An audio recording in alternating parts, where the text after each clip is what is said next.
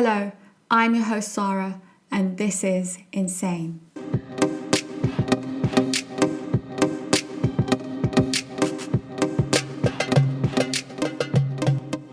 A warm welcome to everyone to the second episode of the Insane podcast. I hope everyone's doing very well. So I'm just going to get stuck right into it. I think a good place to start is to talk about the current framework in which human peace and happiness is being presented in today's contemporary societies, which is that of mindfulness.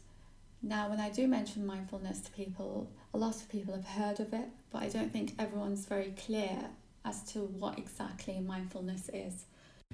So mindfulness is paying attention to the present moment with no judgment. So the idea is that one is to think about the here and now and nothing else, and to be totally engrossed in the moment without judging the moment to be good or bad. And this can take many different forms, but the most common form that's associated with mindfulness is the meditation. I'm sure you've seen it everywhere in magazines, in books, etc.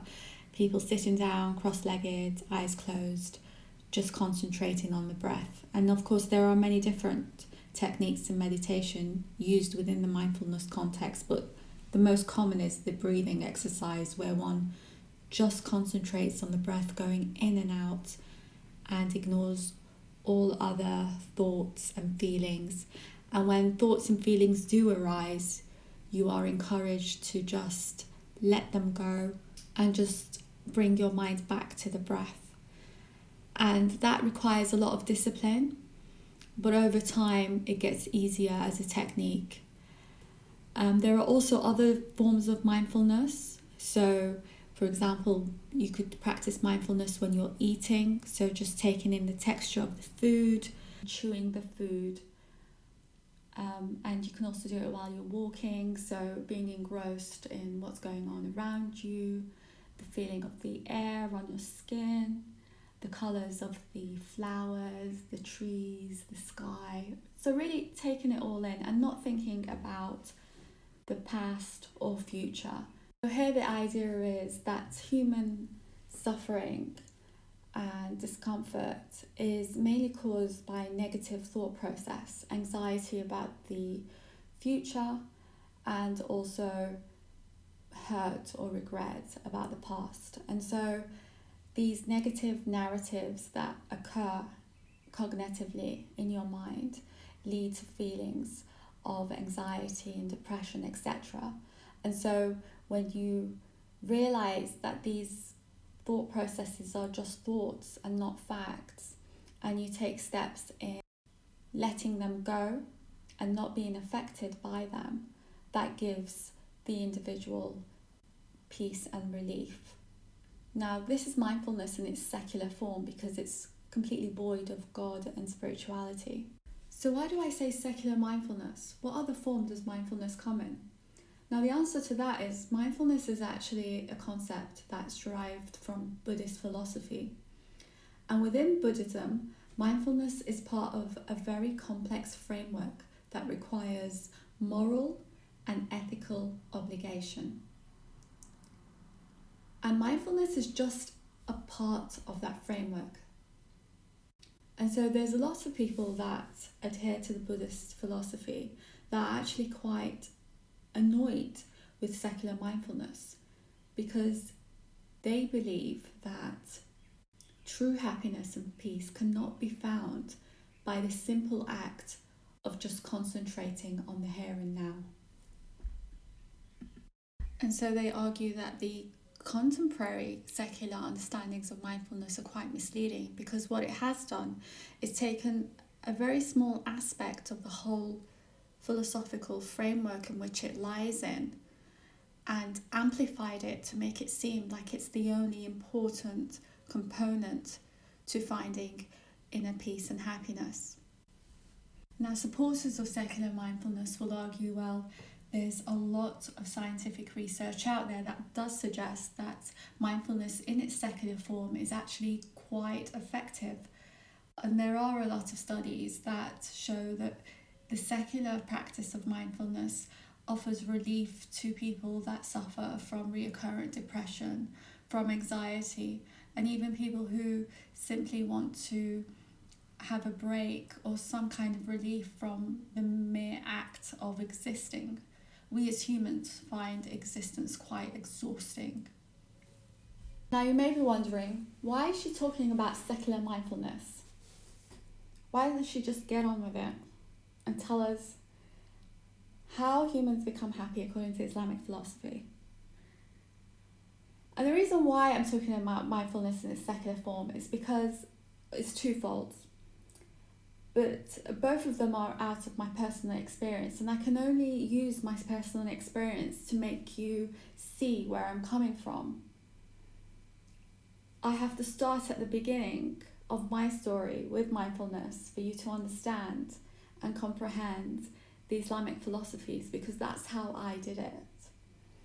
So if you just bear with me, give me your hand, I will guide you, don't worry. Reason number one is because when I practiced secular mindfulness, I found a lot of relief from it, and I was also empowered in ways that I did not think possible. It is very empowering to be able to control negative narratives in your mind. It is very empowering, and it's actually quite transformative. Mindfulness also makes you aware. Being self-aware is the main ingredient to finding inner peace and happiness. Being aware of what's going on inside your head, inside your heart, is an essential ingredient. Without it, without you being able to turn inwards, you're not going to find any peace and happiness. And it's an integral part of understanding Islamic philosophies with regards to inner peace.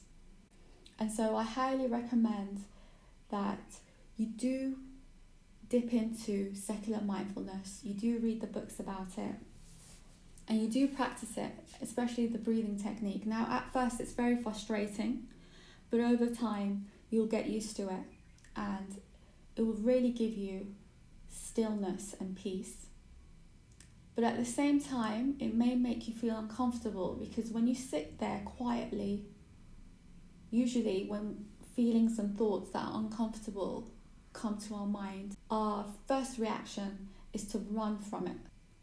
And what you need to do to find inner peace and happiness is to stand still and confront those feelings, and be comfortable. Once you learn to accept those feelings, you will find that you are able to go further into any philosophy. And it really does require guts, but you have to have guts to take in Islamic philosophy on happiness and well-being, because it is raw, and you need to have some courage and guts to face this truth. So this is why I talk about secular mindfulness, and I highly encourage it. Okay, so like I said, this is where I started my research. It started from secular mindfulness. I sat there and I thought, oh my gosh, I'm finding more meaning and solace and peace in a secular practice than I have ever found in my own philosophical teachings, which is that of Islam. It has given me relief in ways that my years of Islamic practice has not been able to. I have had to turn away from my philosophical beliefs towards a secular practice for me to actually feel the relief that I was seeking. And that changed my life, actually, that realization. Now, I could have just packed it all in and thought, astaghfirullah, and shut everything, gone back to the Quran and said this is from the devil. But because of my practice of mindfulness, I was able to confront that thought. Okay, so why is that the case? If you look at research done on anxiety and depression in Muslim majority countries, they are on par with the rest of the world. No difference. But yet our Islamic faith tells us that Islam means peace, and those who submit to Islamic teachings, i.e. Muslim, find peace. But yet we have not found peace. We are as unhappy as the rest of the world. And even on a personal basis, anxiety, stress, agitation are all realities. In a teaching that tells us that they should not be your reality if you follow the teachings. And therefore, the answers to my question of why I have not found peace in a religion that claims to give peace can only be two. The first one is that the Islamic philosophies are incorrect, or number two, I have understood them, or I have been taught them and therefore understood them in a wrong way. And lucky for me, my ego is not that big for me to just completely disregard the philosophy before I disregard my own role in the understanding of the philosophy. So I thought I have to do research on this. I have to see where it went wrong. Because when you feel anxious and bad, it's an indication that something's gone wrong. And the realization of this was very difficult. It's like one of the most difficult things that I had to confront in my life. To think that you were following something correctly and then all of a sudden to have the realization that you weren't is very difficult. And so I started my research on it. I thought, okay, if relief is found in being present on a moment-by-moment basis, then what would that look like from an Islamic philosophical perspective? And there can only be one answer to that, and that is the presence of God in every moment. There cannot be another answer. The belief in God and the oneness of God is central to Islam. Without that belief, there is no Islamic faith or philosophy. So it has to be that. So I sat there and I thought to myself, how many moments is God present with you? And this was another hard truth. I am what you would call a practicing Muslim. And so prayer is the only obligation required of us 5 times a day on a daily basis. And so I did that. But how could that be enough? How can something that lasts a maximum of 25 minutes out of 24 hours a day be submission to anything? I mean, what percentage of your day is that? And even sometimes you're not present in the prayer completely. So how could that be submission, regarded as submission to God? 25 minutes of 24 hours. And even if you say, start your food in the name of God, what's that? A couple of seconds. That's if you remember. So I knew that although theoretically I was saying that I was Muslim and a believer of Islamic philosophy, practically most and the vast majority of my moments were in the absence of God. I was not conscious of God, and therefore practically I was more secular than I was religious. And that is why secular practice appealed to me more than my own philosophical teachings. Because if you do not completely adhere to the practices required of the Islamic philosophy, you will not be affected by them, because you cannot perceive them, it will be difficult for you to understand the context in which happiness and well-being is placed within that philosophy, because you do not live by that philosophy. So how could it affect you? So secular mindfulness gave me an awareness, a true awareness of what's going on and my relationship with God, and gave me a good slap in the face. And so that's the aim of the game, if you like. To increase the awareness and the presence of God on a moment-to-moment basis in your life. And that's rule number 1 to finding peace and happiness from an Islamic perspective. So what does that look like? Now, the actual awareness and inclusion of God in the moment is the most easiest thing in the world. It's the remembering to do so that is difficult. That's where the challenge is. You're insan, the one who forgets. You forget to do that.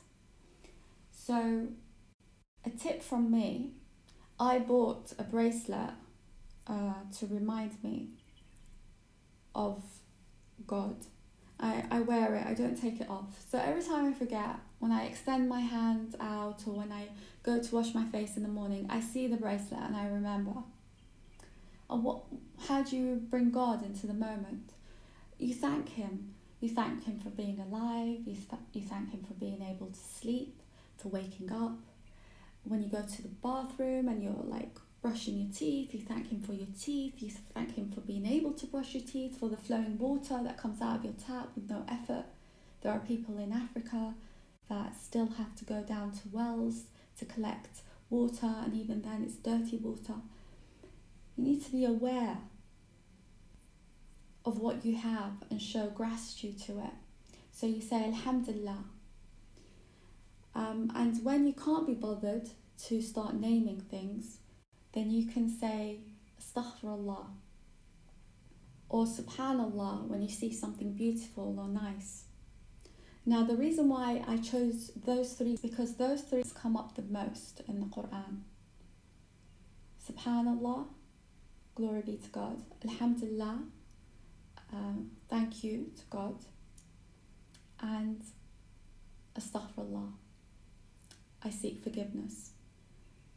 They are specifically mentioned so many times, and they are mentioned in the context of finding peace and happiness. And I will talk about these 3 glorifications in more detail in the coming days, but I just want to put it out there just so that perhaps you can start doing it. And the reason why I chose to start off with this conversation about where is God in every moment of your life is because it's central to Islamic philosophy on finding peace.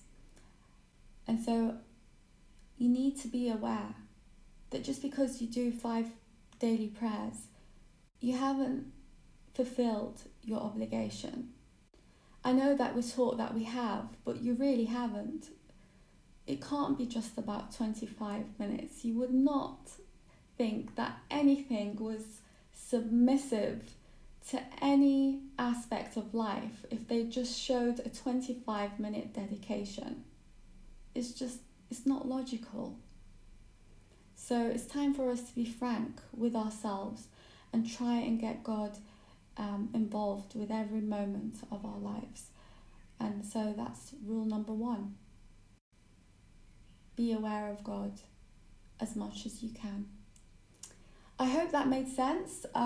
If it didn't, let me know and I'll be happy to clarify. Please do join me on my next podcast, where I'll be discussing the subconscious reduction or the humanizing of God and how this hampers our ability to be susceptible to the Islamic philosophies on peace and well-being. But until then, I'm going to have to love you and leave you. Do take care.